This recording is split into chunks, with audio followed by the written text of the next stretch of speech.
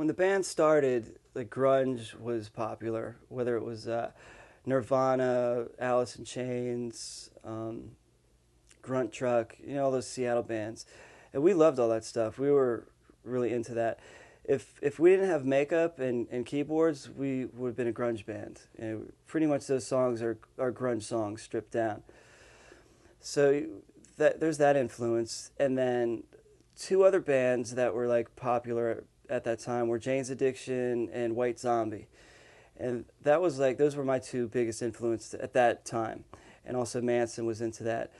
So, I mean, if you look at us back then, I mean, you can obviously see Jane's Addiction and White Zombie. You know, it's like, if you put those two bands together, that's what we would have been, you know.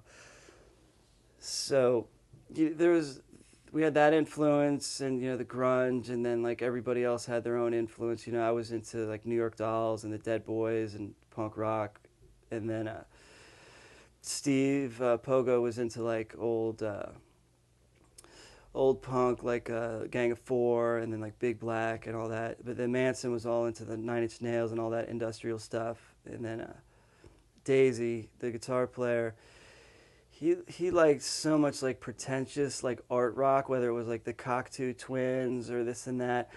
And the bands he was into were cool, but he always would make a point of showing like how sophisticated he was because of what he was into. I used to always tell him, "Hey man, leave your art school diploma at the door before you walk in here." Scott's like one of the best guitar players I've ever known, and I'm very grateful to have played with him and to create with him.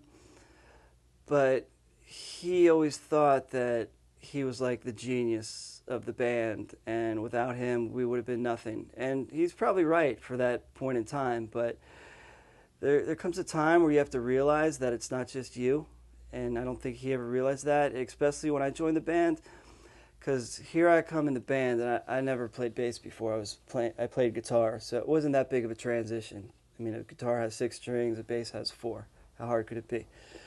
So I joined the band, and of course, I already had like this image, and I was popular around town anyways. So I get in the band, and immediately I'm like equal to Manson in the band, if not even greater as far as popularity goes. And I felt like he always resented that, and he thought he should have gotten more credit, you know, but he would have, but he always wanted to distance himself from the image of the band.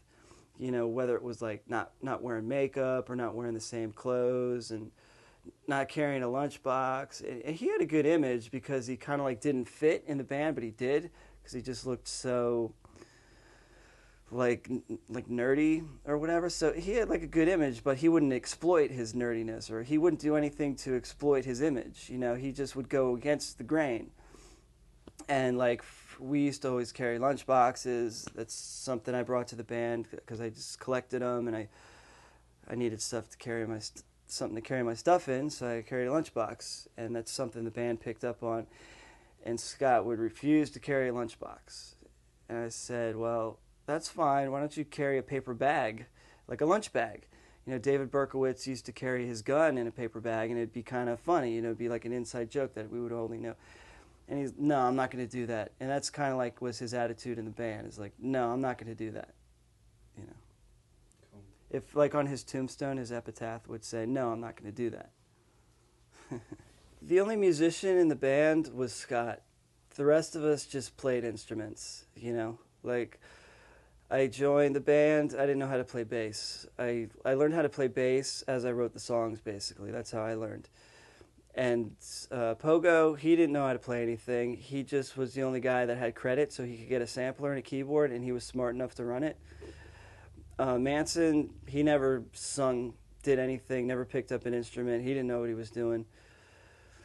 So, yeah, technically we sucked, man, but we could write music. You know, probably the reason we were good at writing songs is because all of our favorite bands wrote songs, whether it was Kiss, David Bowie, the New York Dolls, the Sex Pistols. You know, a lot of those bands, they weren't great technical musicians, but you know what worked were the songs. You know, And in addition to that, you know, the stage show, the image, the promotions, all that helped. But without the songs, you know, we wouldn't have been anything. So ultimately, that was the most important thing. But we placed just as much or more emphasis on the image and everything else to create something that we would like to see.